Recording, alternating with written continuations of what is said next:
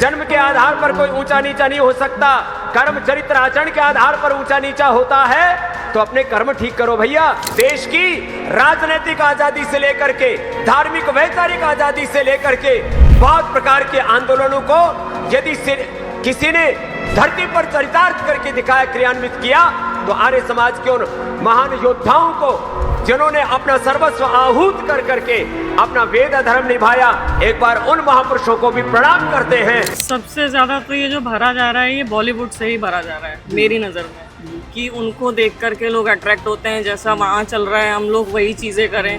वो जो है कैरेक्टर को ख़त्म कर रही हैं चीज़ें। तो जब कैरेक्टर ही नहीं बचेगा तो आप देश के लिए कुछ भी नहीं कर पाओगे। हम सब चीज़ को मानते हैं, हम पत्थर में भी भगवान देखते हैं, देखते हैं। जब पत्थर में भगवान देखते हैं हम पत्थर में भगवान देखें तो बहुत घटिया, और वो दीवार में अगर अपने अल्लाह को देखें तो सब कुछ बेकार, वो फिर हम रूढ़िवादी हो गए। नमस्कार, मैं हूं शुभेंद्र गौड़। आज हम बात करेंगे दिल्ली के रोहिणी स्वर्ण जयंती पार्क में आयोजित अंतर्राष्ट्रीय आर्य महासम्मेलन के उन खास पलों की जब योग गुरु और पतंजलि योग पीठ के संस्थापक स्वामी बाबा रामदेव यहाँ पहुंचे। स्वामी जी ने मंच से सभा को संबोधित किया। आइए सुनते हैं स्वामी बाबा रामदेव ने मंच से क्या कहा और किस तरह उन्होंने स्वामी दयानंद सरस्वती के विचारों को आज के समाज से जोड़ा।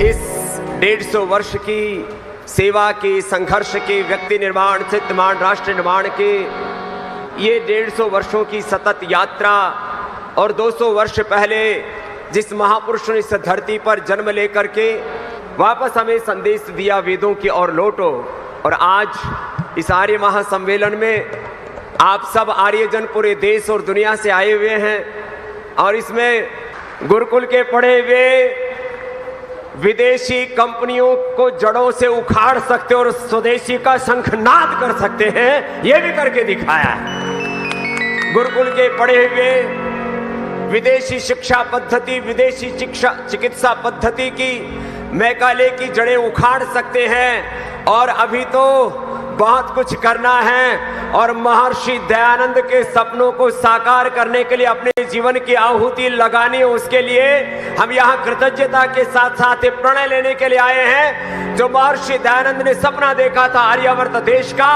सबके जीवन में आर्यत्व हो, देवत्व हो, कर्म के आधार पर ब्राह्मण, क्षत्रिय और वैश्य, ये जो वैज्ञानिक पूरी की पूरी एक रूपरेखा पूरे देश के सामने रखी, जात पात, ऊंच नीच, भेदभाव, छुआछूत सब मिटा करके, आज महर्षि दयानंद न होते तो ये आज जो हमारे संविधान की मूल आत्मा कहते हैं कि ये समानता है, स्वाधीनता है, सबके को एक समान इस देश के नागरिकों को अधिकार प्राप्त है, इस विचार का भी किसी ने मूल अधिष्ठान इस देश में जोड़ा, और सबको सब प्रकार के भेदभाव से उभार करके संगच्छध्वम संवदध्वम एकत्वम अनुपश्यत का सूत्र दिया और जात पात को मिटाया।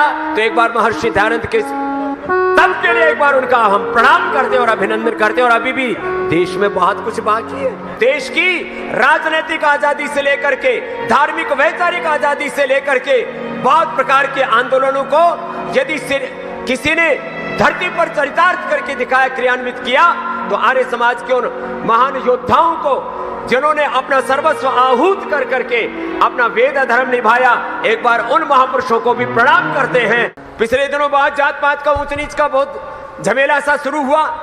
हम न्यूज चैनलों पर आए, हमने कहा भाई ये क्या बखड़ा कर रखा है। भारत की सनातन संस्कृति, वेद संस्कृति में कोई भेद नहीं है। जन्म के आधार पर कोई ऊंचा नीचा नहीं हो सकता, कर्म चरित्र आचरण के आधार पर ऊंचा नीचा होता है। तो अपने कर्म ठीक करो भैया। जन्म के आधार पर व्यवस्थाएं, जन्म के आधार पर आजीविकाएं, जन्म के आधार पर आप ऊंच नीचे कर नहीं सकते। शूद्र कुल में उत्पन्न होकर के भी आर्य समाज के महान विद्वान हुए, एक बार जोरदार अभिनंदन, जिनको शूद्र कुल कहा जाता है।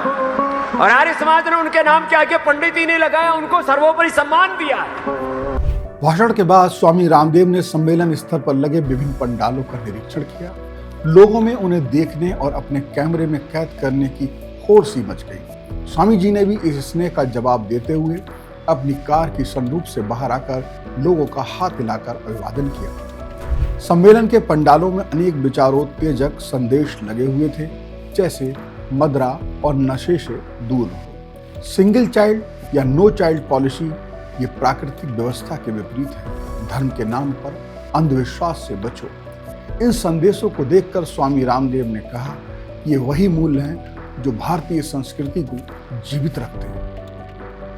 हमने भी पंडालों में मौजूद लोगों से बात की। कई लोगों ने कहा कि स्वामी रामदेव जी के आने से इस आयोजन को नई ऊर्जा मिली, तो कुछ ने कहा कि उनके विचारों से समाज में समानता और जागरूकता का संदेश जाएगा। तो दर्शकों, जब तक यहाँ स्वामी रामदेव जी यहाँ पे इस पंडाल का निरीक्षण कर रहे थे, तब तक इतनी ज़बरदस्त भीड़ भाड़ थी, इतनी ज़बरदस्त नारेबाजी थी कि हम आपको नज़दीक से वो जो संदेश है वो नहीं दिखा सकते थे। मैं इधर से शुरू करूँगा। सबसे पहले ये बाईं तरफ, ये मेरे इस तरफ है, ये देखिए, ये संदेश है आर्य समाज का जो इसमें ये पंडाल लगा है भारतीय संस्कृति को लेके, मांसाहार नहीं शाकाहार। तो शाकाहार को सर्वोत्तम भोजन बताया गया है इस तरीके से। और यह नीचे लिखा है कि ये मनुष्य नहीं, ये मनुष्य या दानव जो हमें और हमारे बच्चों को खा जाते हैं। तो इस तरीके से नीचे कुछ पशुओं के चित्र भी हैं और ये संदेश देने की कोशिश की गई है। मैं थोड़ा इधर बाईं तरफ आऊँगा तो थोड़ा आगे बढ़ूँगा और यहाँ पर ये जो सबसे बड़ा संदेश है कि किस तरीके से जो जाति पाति में लोग बटे हुए हैं उसको यहाँ पर इस संदेश के ज़रिए से एक संदेश देने को कि बटना नहीं है, बटकर आप मजबूत हुए या कमज़ोर, ये एक विचार करने की बात की गई है। और ये संदेश दिखाया कि अगड़े अगड़े, पिछड़े अति पिछड़े, जाति उपजाति, दुनिया की ताकतें आपको बांटे रखना चाहती हैं, सहयोग करें गले लगाएं। तो ये एक संदेश देने की कोशिश रही है, एकजुट रहो, जातिवाद छोड़ो। और अलग अलग चित्र के द्वारा, जैसे नीचे दिखाया गया है किस तरीके से जाति की जंजीरों में जकड़े हुए हैं और आपकी भाषा खत्म की, आपके ग्रंथों में मिलावट की, आप नहीं मिटे, इस तरह की चीज़ें हैं कि क्या है। दूसरा और एक इसी तरह का एक और पंडाल लगा है। कुल मिला के देखिए यहाँ पर जो चीज़ है वो दिमाग पर आपकी जो विचारधारा है उसको प्रभावित करके ही आप जो है अपने विचार, अगर आपके प्रभावित होते हैं, विचार सही होते हैं तो आप तरक्की की तरफ, या अगर विचार खराब होते हैं तो अवनति की ओर जाते हैं। तो वो यहाँ पर है। यहाँ पर इस तरीके से दिखाया गया कि अब यहाँ देखिए, पहले क्या करा, परिवार बचाएं, अपने बच्चों की संपत्ति बनाएं। तो रामकृष्ण और संतों की संतान षड्यंत्र, सोशल मीडिया, OTT प्लेटफॉर्म किस तरीके से किया गया है, खत्म होते रिश्तों के बारे में बताया गया है। पहले ताऊ बताते थे उनकी 2 बेटी 4 बेटे थे, बेटे ही उनकी संपत्ति थी। संपत्ति वो होती है जिसे हम अपनी नज़रों के सामने रखना चाहते हैं और बढ़ाना चाहते हैं। अब हमारी संपत्ति क्यों, इस तरह का विचार करें। सिंगल व नो चाइल्ड पॉलिसी कहाँ लेकर जा रही है, यानी कहीं देखा जाए तो एक बच्चे की पॉलिसी को लेकर के या बिना बच्चे की पॉलिसी को जो है उस पर विचार करने की बात यहाँ रखी गई है। यानी कि आप समझिए कि कहीं जो एक बात काफ़ी समय पहले जो सरसंघ संचालक RSS के थे, उन्होंने कहा था कि बच्चों की संख्या बढ़ानी चाहिए, तो उससे मिलता जुलता ये संदेश है। और एक और अगला है, यहाँ पर भी एक उन्होंने कहा है कि IVF ज़रूरत या मजबूरी या षड्यंत्र, इस पर क्या है, इस पर उन्होंने बताया किस तरीके से। देखिए यहाँ पे बहुत महत्वपूर्ण बात की है कि उत्तेजक विज्ञापन, चर्चित और पोर्नोग्राफी को बैन होना चाहिए। ये मतलब जो पोर्नोग्राफी तो बैन ही है, उत्तेजक विज्ञापन और चलचित्र इस तरह की चीज़ों पर भी होना चाहिए। विवाह की बढ़ती उम्र को यहाँ एक कारण बताया गया है जो तमाम बहुत बड़ा चर्चा का विषय बना। मैं चाहूँगा कम उम्र में भटकाव, और कई और जो ऐसे बाबा स्वामी और तमाम महात्मा हैं इस देश के, उन्होंने लिव इन रिलेशन को लेके कटाक्ष रहा है, वो यहाँ भी हमें देखने को मिलता है और इसकी बात यहाँ कही है। आइए, क्यों है माता पिता का बनना हुआ संबंध चाहिए, ये सब किया है क्यों, तो इस तरह की चीज़ें हैं। IVF ज़रूरत या मजबूरी, इस पर बात की गई है। अब इधर हम आते हैं तो सबसे बड़ी जो देश की चीज़ है, जो युवाओं को कहीं ना कहीं गर्त में जाते हम देख रहे हैं। कई हमारे तो प्रदेश ही ऐसे थे जो चले गए।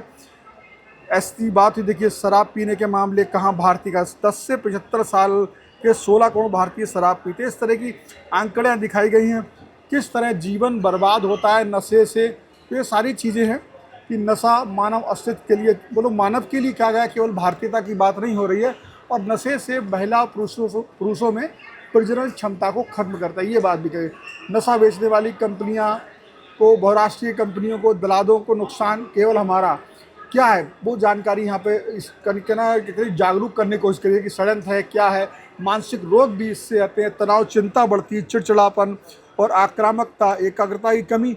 जाहिर सी बात है, जब चिड़चिड़ापन और आक्रामकता आएगी, तनाव, चिंता होगा और एकाग्रता की कमी आएगी, ये सारी चीज़ें आपको गर्त में ही ले जाने वाली हैं। अब इधर हम आते हैं तो देखिए, धर्म के साथ साथ जो सनातन धर्म है उसके साथ साथ उसके पालन करने में क्या हमें सावधानियां बरतनी चाहिए, उस पर भी यहाँ एक पंडाल में प्रकाश डाला गया है। सबसे पहले ये तंत्र मंत्र की आप चीज़ें देखते होंगे, जो पाखंड है, अंधविश्वास है, उसको जो है सनातन धर्म में कोई जगह नहीं है। यहाँ बताने का करेगा, भूत प्रेत केवल एक कल्पना है। दुनिया में जितने भी पाखंड हैं उसका कारण मनुष्य की मानसिक कमजोरी है। तो इस तरीके की चीज़ें यहाँ चित्र के द्वारा दिखाई गई हैं, क्योंकि कई बार जब बहुत ज़्यादा धर्म की बात होती है और इस तरह की, तो उन्हें वो ऐसे लोगों को कई तरह के लोग पाखंड में, आडंबर में, अंधविश्वास में ले लेते हैं। तो वहाँ पर भी इस तरह की चीज़ों को यहाँ पर समझाने का प्रयास किया गया है। ये तो IVF की क्या है ये इन्होंने ही कहा है कि ये जैसे टेस्ट ट्यूब बेबी वगैरह जो बात हो रही है उसकी बात हो रही है, तो वो मजबूरी है क्या है, क्यों, उसके पीछे क्या कारण है, वो बताया गया। तो ये सारी चीज़ें हैं, तो लोग देख रहे हैं। मैं कुछ लोगों से बात करना चाहूँगा, अगर बात कर पाए तो। मैम, आप भी ये पंडाल का निरीक्षण कर रही हैं, क्या समझ में आता है देखकर, क्या संदेश लगता है यहाँ पर आपको? यहाँ पे काफ़ी मतलब मॉरल चीज़ों को लेकर के प्रोत्साहित किया जा रहा है, मतलब तो काफ़ी अच्छा मतलब अरेंजमेंट है। अरेंजमेंट, लेकिन जिस तरह के संदेश हैं कि ये जातिवादी जो समाज है और पाखंड को दूर करने वाली बात है, ये तमाम चीज़ें इधर भी आप देखिए, संतान की कमी पर लेकर भी बात है। आजकल जब बात होती है, ये एक बच्चे की बात हो रही है, तो उस पर भी यहाँ पर कहीं ना कहीं आपका क्या कहना है? सिंगल पॉलिसी को एक तरीके से क्रिटिसाइज किया गया है। सिंगल पॉलिसी तो खैर नहीं है अच्छी बच्चे की पॉलिसी जी, हालांकि सिंगल पॉलिसी वैसे नहीं है अच्छी नहीं, हाँ। आपकी नज़र में भी ये संदेश ठीक लगता है। वो कह रहा है कि वो रिश्ते, ताऊ, हाँ, रिश्ते मौसी, अपने आप मामी, में बुआ। खत्म हो जाएंगे। जी, जी। बिल्कुल, रिश्ते आगे चल करके बिल्कुल खत्म हो जाएंगे। ठीक है, आप कुछ कहने को उत्सुक देखिए, कुछ कहना, क्या आपका क्या कहना है? जैसे कि चूँकि आप और मैं शायद उस समय से जब हम लोगों ने ताऊ, चाचा, मामी, बुआ, और अब धीरे धीरे मैं देख रहा हूँ जो युवा समाज है वो इन रिश्तों की कमी आती है, तो उसी की तरफ क्या ये संदेश है क्या? बिल्कुल उसी की तरफ संदेश है कि जब हमारे रिश्ते आपस में ख़त्म हो जाएंगे, अगर सिंगल व्यक्ति रहेगा तो ना तो चाचा ताऊ होंगे, ना बुआ मौसी होंगी, और एक दिन ऐसा आएगा कि फिर अकेला व्यक्ति पड़ जाएगा और अकेले व्यक्ति के जीवन में सूनापन ही होता है। फिर अब तो कुछ ऐसे भी कपल हैं जो ये कहते हैं नो चाइल्ड पॉलिसी की भी बात कर रहे हैं, तो ये कहाँ जा रहा है समाज? ये समाज पश्चिमी देशों से प्रभावित है। जब तक हम अपनी कल्चर की तरफ नहीं लौटेंगे, हमारी वैदिक कल्चर जो हमें सिखाती है उसी से ही हमारा जीवन का निर्माण भी होगा और हमारा भविष्य भी अच्छा होगा, और जिसके लिए हमें जीवन प्राप्त हुआ है मोक्ष भी उसी से मिलेगा। सर, और जिस तरह स्वामी रामदेव जी यहाँ आए, जब कोई इतना महान शख्सियत आती है, इतना जागरूकता फैलाने वाली, तो इन चीज़ों पे मोहर लगती है और ये प्रोत्साहित होते हैं लोग। मैं एक चीज़ आपकी तरफ मैं फिर आना चाहूँगा कि बहुत ज़रूरी है, आप जिस एज से हैं, युवा हैं, और युवाओं में आजकल देखा जा रहा है कि शादी क्या चीज़ है, और उसको कई स्वामी भी आप देख रहे हैं क्रिटिसाइज कर चुके। यहाँ पर इधर वही है कि जो लिव इन रिलेशनशिप है, ऐसी युवा युवतियाँ जो बच्चियाँ हैं, उनके दिमाग में कहाँ से भरा जा रहा है और आपका क्या संदेश है? सबसे ज़्यादा तो ये जो भरा जा रहा है ये बॉलीवुड से ही भरा जा रहा है मेरी नज़र में, कि उनको देख करके लोग अट्रैक्ट होते हैं, जैसा वहाँ चल रहा है हम लोग वही चीज़ें करें। वो जो है कैरेक्टर को ख़त्म कर रही हैं चीज़ें, तो जब कैरेक्टर ही नहीं बचेगा तो आप देश के लिए कुछ भी नहीं कर पाओगे। और वो काफ़ी मतलब मैंने देखा है काफ़ी ऐसी परिस्थिति जिंदगी भी खो देती हैं, ऐसी मुसीबतों पड़ जाती हैं, इसी तरीके के जो नया मॉडर्नाइजेशन वाली बात कहें। बिल्कुल, वो हर चीज़ जो वो मानसिक उस पर भी असर डालती है आपके। फिर जो है व्यक्ति जो आज के टाइम पे हम देख रहे हैं वो अपने जीवन को नष्ट करने के अलावा फिर और कुछ नहीं सोचता, क्योंकि जो भारतीय समाज है उसमें एक शादीशुदा जीवन, उसके बाद परिवार का जीवन, आप भी इस तरह के पूरे हम सभी रह रहे हैं, तो उनको लगता है ये पुराने लोग हैं, या आप उस नई बच्चियों के लिए तो आप भी एक आगे की पीढ़ी हो गई, तो क्या संदेश है उन बच्चों के लिए उनके लिए 14, 16, 17 साल के हैं, अभी बिल्कुल एकदम सपनों का जीवन जी रहे हैं? उनके लिए यही खासतौर से बोल महिलाओं के साथ, बच्चियों के साथ बहुत ही दिक्कत आ जाती है। सबके लिए, मतलब बच्चों के लिए तो यही संदेश है कि अपने कल्चर से जुड़े रहें। मेन चीज़ यही है, जो रूट कॉज है, आपकी रूट मजबूत नहीं होंगी तभी आप आगे, मतलब गड़बड़ होती हैं जो चल रही हैं, ठीक है। इस तरह की ये जो झांकियाँ या जो भी ये लगती हैं, झांकियाँ कह रहा हूँ, बल्कि पंडाल लगते हैं, कार्यक्रम होते हैं, तो हम जो जुड़े हैं, जो संस्कृति को समझते हैं, उन्हें अपने बच्चों के साथ यहाँ आना चाहिए, तभी तो देखेंगे ना। बिल्कुल आना तो चाहिए। तो आप लोग आए, आपको बधाई। तो बिल्कुल आना चाहिए। तो आप भी लोग आए, ये बच्चे तो सर यहाँ काम ही कर रहे हैं, तो बढ़िया चीज़ है। आप भी परिवार के साथ आए हैं? हाँ जी, हाँ जी। तो कैसा महसूस होता है आपको यहाँ आकर के? लगता है कि कुछ दिमाग पे फर्क पड़ेगा या आए गए बस एकदम? ये तो हमारा सौभाग्य है कि हमें ऐसे स्वामी उत्सव। जी के आने से आपको क्या लगा कि कई बार ना क्या होता है कि यार सिंगल पॉलिसी कोई बात कर रहा है, विरोध कर रहा है, अति कट्टर हो गया है, लेकिन स्वामी रामदेव जी के आने के बाद आपको लगा होगा कि यार ये बात जरूरी है।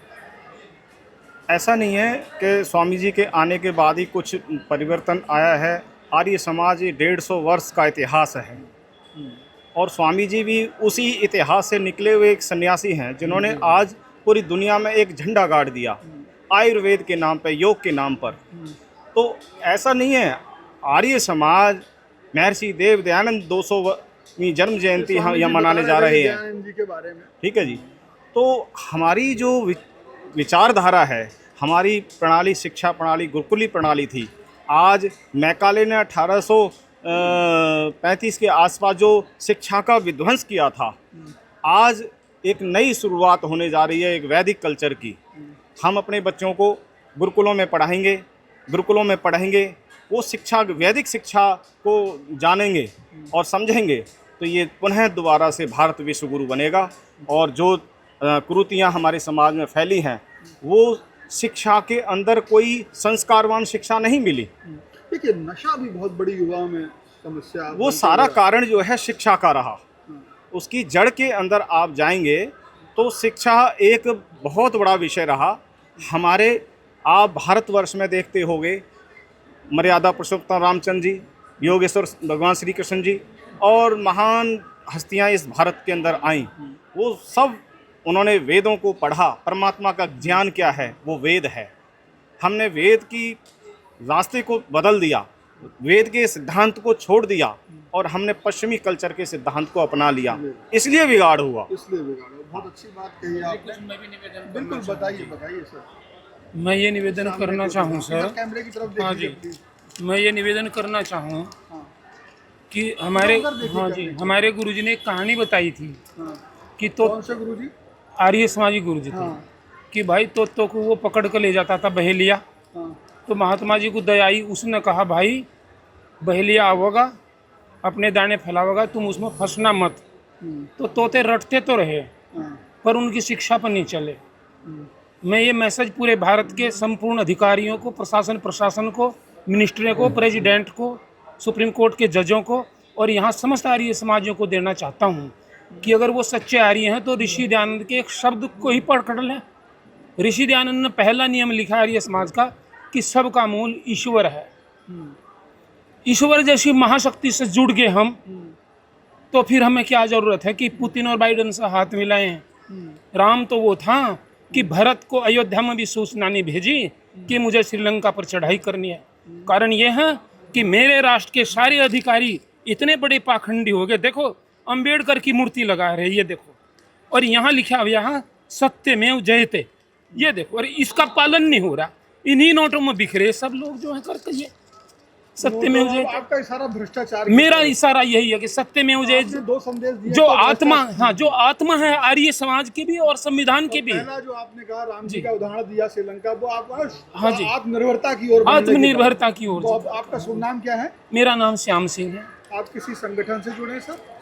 मैं आर समाज से जुड़े हैं? मैं इससे ही जुड़ा हुआ हूँ तो बहुत और मैं एक शिक्षक रहा हूँ। शिक्षक भी रहे। और मैं ये देखता हूँ कि मैं जजों के आगे भी करता हूँ कि आप कर क्या रहे हैं राष्ट्र के लिए। सत्य में ये भ्रष्टाचार जी का जी एक जी मुद्दा है, लेकिन दूसरी बात भी आपने बहुत बढ़िया करी है, जो है आत्मनिर्भर भारत की। आप भी कुछ कहना चाहते हैं? दूसरा नियम जो आर्य समाज कहा, मैं संपूर्ण आर्य समाजियों को कहना चाहता हूँ जो यहाँ आए हैं। मैं कोई योगी वोगी नहीं हूँ रामदेव की तरह से, पर दयानंद की कृपा से मैं ये समझने का कि परमपिता परमात्मा मेरे अंदर विद्यमान है, तो मैं उसका उपयोग क्यों नहीं करता परमात्मा की शक्ति का। दयानंद ने ये बात कही कि श्याम सिंह सबका मूल परमेश्वर है, तो मैंने सोच गया, मैंने कहा अच्छा।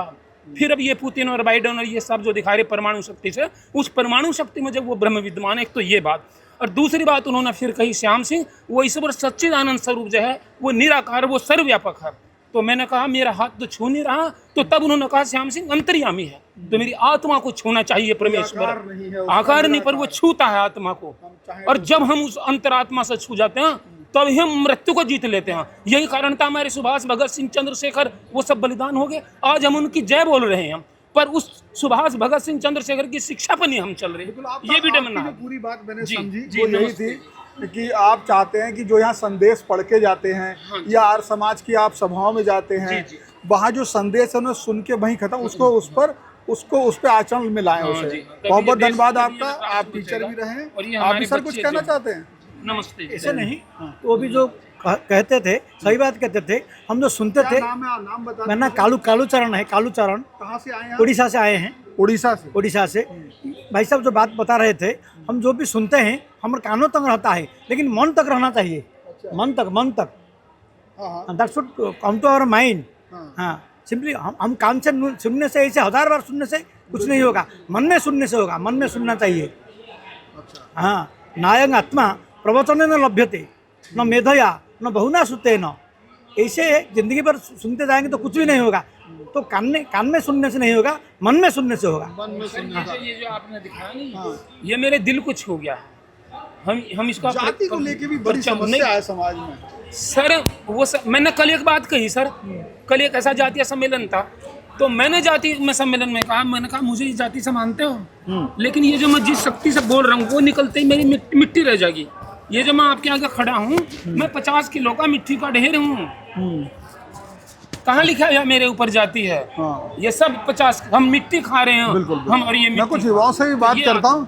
युवाएं बेटा कि यहाँ पर आप लोग आए हो, दोनों लोग आप लोग कहीं जुड़े हुए भी हो, तो आपको ये सब जो संदेश होता है, आपको लगता है सबसे बड़ी युवाओं में जो चीज़ है नशा, क्या लगता है कि लोग नशे के प्रति सचेत हो रहे हैं या नहीं हो रहे हैं? मैं आपके चैनल के माध्यम से बताना चाहता हूँ, अगर कोई व्यक्ति आर्य समाज से जुड़ेगा तो नशा दुर्व्यवहार जो भी है ऑटोमेटिकली छोड़ता चला जाएगा।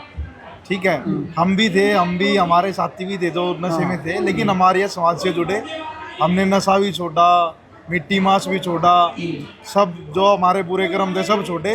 आर्य समाज का ही सिद्धांत ही ऐसा है भाई, जिसको अच्छे रास्ते पे चलता है। चलिए फिर एक चलते हैं एक और। सर पीछे मैम चल रही है। सर आप भी आए हैं परिवार के साथ, तो आप इस संस्था जुड़े हैं या ये कार्यक्रम को सुन के यहाँ पर आए? कार्यक्रम को सुन के ही आए हैं जी, और तो यहाँ अच्छा है। तो जी यहाँ पे अच्छा है जी। अभी आपने निरीक्षण कर लिया सब जगह के लिए? यक्षशाला भी देखी। यक्षशाला, क्या शुभ नाम है सर आपका? मेरा वीरेंद्र कुमार गर्ग। कहाँ से? गाजियाबाद से रहने वाले।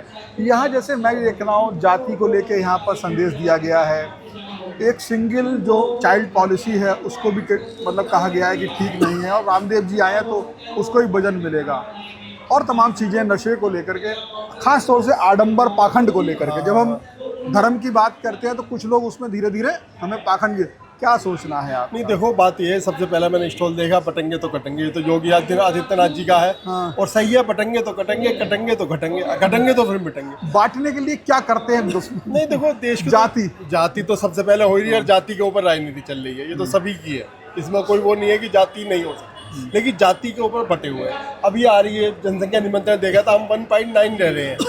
1.9% हमारी ग्रोथ रेट रह जाएगी सन 2050 में, जो दिखा रखा हो तो बहुत कम है। तो दूसरी जो हमारे विपरीत है, धर्म है, जाति तो नहीं धर्म है, वो बढ़ेंगे कुछ लोग। मैं भी एक इस बात पे गया था जब मोहन भागवत श्री ने ये बात कही थी, तो मैंने कहा कि भाई वो कह रहे हैं 3 बच्चे पैदा करो, अंतर से पैदा करो, वरना एक जमाना ये आएगा कि बुजुर्ग जनसंख्या बढ़ जाएगी। उन्होंने ऐसे करके कहा। तो बोले बहुत से लोगों ने कहा यार उनके कहने का तो होता है कि बच्चे पैदा कर लो, पालें कैसे, रोजगार दो, नौकरी दो, ये सब दो, तो उन्होंने कहा तब हम पैदा करेंगे। लेकिन बात ये है कि रोजगार तो बात आपकी बिल्कुल ठीक है, लेकिन जनसंख्या निमंत्रण भी तो होना चाहिए, होना भी चाहिए। लेकिन अगर दूसरे धर्म की जनसंख्या बढ़ रही है तो फिर अपनी जनसंख्या के बारे में सोचना पड़ेगा। वो भी सबसे क्या खतरा हो जाएगा? खतरा सबको, हमारी अपनी जो है भेजेंगे उसको खतरा है ही है, संस्कृति को ये बोल रहे हैं आप। संस्कृति को भी, धर्म को भी। लेकिन ये तो जाति की बात है, उसके अलावा भी उन्होंने कई बात की, नशा की बात जाति कही, नहीं, धर्म जाति पे मत आइए, धर्म पे आइए। जाति पात की वजह से ही धर्म जो है हाँ। अटैक हो रहा है और बट रहा है, यही बात है ना। इसमें यही लिखा है जात में बट रहे हैं, अगड़ा आती अगड़ा, पिछड़ा आती पिछड़ा, दलित सब बात हो रही। और सबसे बड़ा आडंबर भी हमारे धर्म को बहुत ज्यादा, ये जो पाखंड है, अंधविश्वास है, इससे कई बार हमारे धर्म पे उंगलियां उठती हैं। इससे भी हम लोगों को नहीं, देखो हम रूढ़िवादी हैं। हाँ। हिंदू धर्म जो है रूढ़िवादी रहा शुरू से। हाँ। तो जब रूढ़िवादी आज की जो जनसंख्या पढ़ रही है, लिख रही है, पढ़ रही है, तो उस रूढ़िवादी को वो मानती नहीं। हाँ। तो इसी पे यही हम संदेश शायद उस पंडाल से देने इसी पे हम पे ही उंगली उठ रही है। क्या भूत प्रेत नहीं होते थे? क्या हम उसको मानते नहीं थे? कभी कोई बच्चे ने कुछ हो गया, अरे कोई सड़क पर कहीं पैर लग गया इसका, लेकिन वो अब जो आगे वाली जनसंख्या है, पढ़ी लिखी जनसंख्या, वो उसको नहीं मानती। तो हम रूढ़िवादी को, विचार को वो हटा रहे हैं, लेकिन समाज से हमारे सब जुड़े हुए हैं। हम सब चीज़ को मानते हैं। हम पत्थर में भी भगवान देखते हैं, देखते हैं। जब पत्थर में भगवान देखते हैं, हम पत्थर में भगवान देखें तो बहुत घटिया, और वो दीवार में अगर अपने अल्लाह को देखें तो सब कुछ बेकार है। वो फिर हम रूढ़िवादी हो गए। बातों में मूर्ति नहीं है, वो भी तो उसमें दीवार पे ही देख रहे हैं। हम अपने पत्थर को गणेश मानने हैं तो क्या दिक्कत है? मतलब मानने का तरीका अलग है। आपका कहना है कि हमारे ऊपर प्रश्न उठाया जाए, प्रश्न उठाया। धन्यवाद, धन्यवाद, धन्यवाद आपका बात करने का। तो ये चीज़ें हैं, तमाम लोगों की बात यहाँ पर, उसका लोगों पर असर दिख रहा है। लेकिन अब मैं फिर इधर आता हूँ कि किस तरीके से यहाँ पे जागरूक और अच्छा जीवन की बात करी गई। वो तो सामाजिक राजनीतिक भी उसमें कई उद्देश्य थे।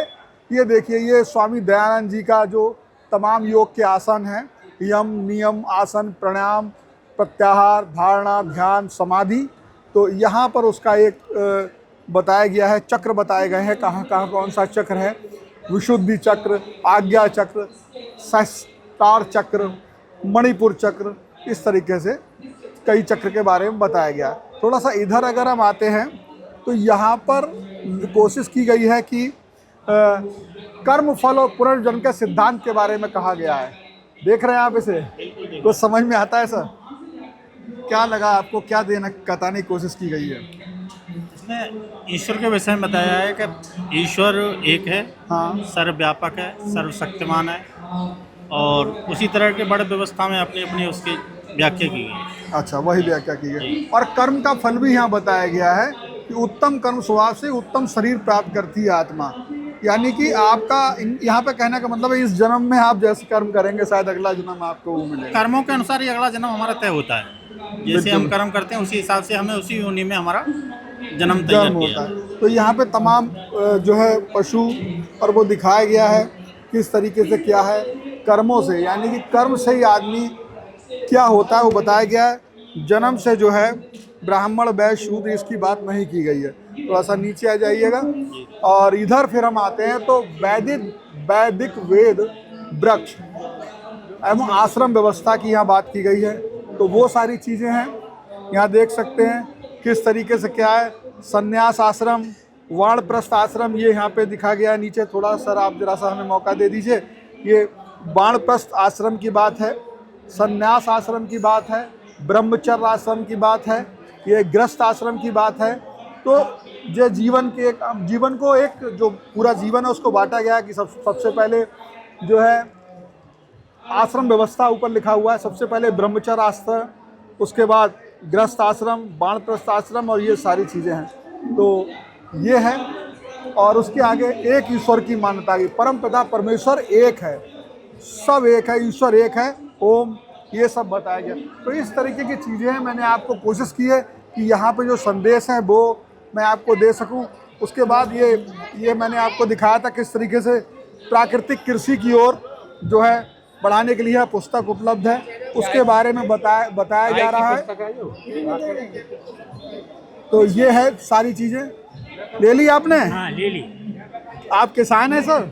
नहीं, किसान तो नहीं है पूरी तरह से, हाँ। लेकिन गांव में मेरी खेती है। खेती है, हाँ, तो लेकिन आप, वैसे शहर में मैं वकालत करता हूँ। अच्छा, तो आप गांव में प्रेरणा तो दे ही सकते हैं लोगों को। प्रेरणा दे सकते हैं, ले भी सकते हैं इससे। और ये आप जब गांव जाओगे दूसरे किसानों के लिए लाभ दे सकते हैं। हाँ, बिल्कुल लाभ है, बिल्कुल। तो उनको बताएंगे, पढ़ करके बताएंगे। आप तो एडवोकेट भी हो तो आपकी बात को तर्कपूर्ण भी माना जाएगा। धन्यवाद। तो धन्यवाद। तो कैसा लगा आपको? पढ़ी तो नहीं होगी? नहीं, अभी नहीं पढ़ी, अभी पढ़ी नहीं है, अभी तो वैसे बाकी पंडाल आपको कैसा लगा, जो पूरा ये सब आयोजन? नहीं, आयोजन तो बहुत अच्छा है, ये ऐसा आयोजन अच्छा है कि निकट में अभी हमने देखा नहीं। आयोजन बहुत अच्छा है। अच्छा, अद्वितीय आयोजन है ये। क्या खास लगा, सबसे अच्छा क्या लगा? इसमें सबसे अच्छा तो खैर किसको क्या कह दें, लेकिन ये हर मायने में अच्छा है। चाहे प्रदर्शनी एक हो, बच्चों को बड़ा चाहे- संदेश सर क्या देंगे जो युवाओं को, बताइए। ये जो कि ऐसे आज का जो आगे- आयोजन हुआ है ना, हमारे नवयुवकों को या जो किशोर आयु के लोग हैं उनके दिल में ये बात पैदा हुई होगी कि हम किसी ऐसे बड़े संगठन में आकर के आयोजन देख रहे हैं, इसका मतलब ये बहुत बड़ा संगठन है और इसमें हमको तन मन धन से लगना चाहिए। जीवन की उन्नति की तो भी देखना चाहिए। हाँ, उन्नति, इसके माध्यम से समाज सेवा भी करें और हम इसके आदर्शों के अनुसार अपने जीवन को भी बनाएं। बहुत बहुत धन्यवाद सर आपका। स्वामी रामदेव के इस संदेश ने एक बार फिर ये याद दिला दिया कि समाज बदलता है विचारों से और विचार बदलते हैं सच्ची समझ से। फिलहाल इस वीडियो में इतना ही। देश और दुनिया की और खबरों के लिए जुड़े रहिए वन इंडिया के साथ। नमस्कार। Subscribe to One India and never miss an update. Download the One India app now.